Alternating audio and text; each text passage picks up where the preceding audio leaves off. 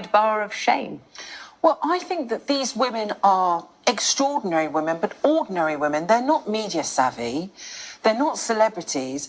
And I don't think it's very fair. And I don't like this trend of ridiculing people that seems to be so popular, in particular with the social media. And it's not just the Daily Mail. It's the Daily Star. It's other newspapers as well. But are they being ridiculed, or are they setting themselves up? Because there are some examples that we've all seen in the last few years, and indeed in the last 24 hours, of women who couldn't do themselves any fewer favours if they tried. Absolutely. Yeah, it's funny because this happens at Ascot as well, and I've covered both events for as a journalist. I've been at the gates waiting for people to come in, and you wouldn't believe how many people come in already completely sloshed at 11 o'clock in the morning, absolutely out of it, falling off their heels as they walk in.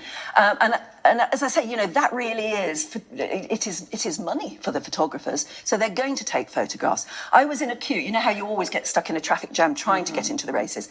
I was stuck in my car in a queue, and there was a big stretch limo in front of me. And obviously at some point the occupants decided they couldn't wait any longer. And out came all the men, top hats and tails and everything. They came out and they all started to pee in the hedge. Nice suburban avenue. And then clearly the ladies inside the limo thought, hang on, us too. And they all came out. And they squatted on this lady's front lawn. And I just thought, if you're going to behave like that, I mean, honestly... Fair game. Well, I don't like the term fair game, but how can you not expect to be photographed? Some people want the publicity, don't they?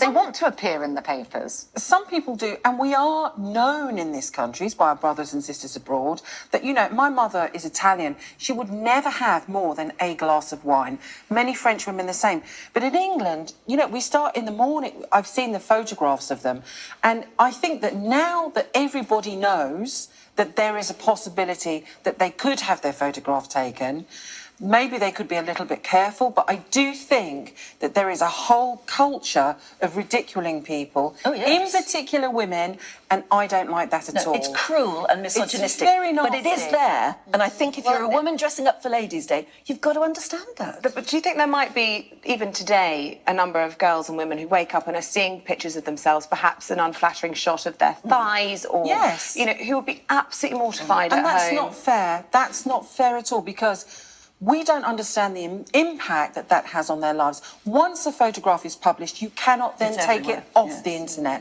And I think that's very dangerous. But I'd like to give them a couple of tips for next year as a stylist. If you're going to go out and get very dressed up, either do a low-cut top or a side slit. Never both. Absolutely. Never both. So you can take care of one area or the other, never both, because it's overkill. It's over the top.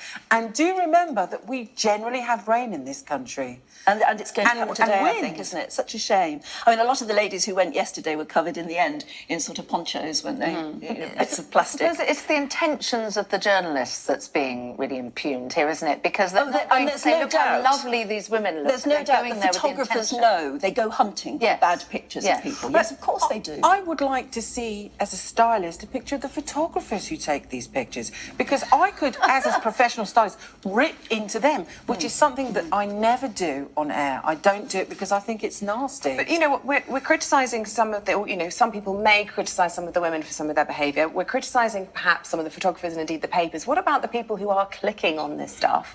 They wouldn't do it if it didn't sell papers. Well, we're all responsible. And we're all guilty to a certain extent. You know, when they at the Oscars, they do the best and worst dresses the next day, don't you? And you love to have a look at them. It's human nature, isn't it? It is, yes. But that's different. Don't feed it. Yes. But the difference with that is that these people are celebrities. They have a whole team of hairstylists, makeup artists, clothing stylists behind them to make them look fantastic. So I think, well... But that's the difference. I think ladies at the Ladies' Day at Aintree today are tabloid fodder. You might as well accept it. You are.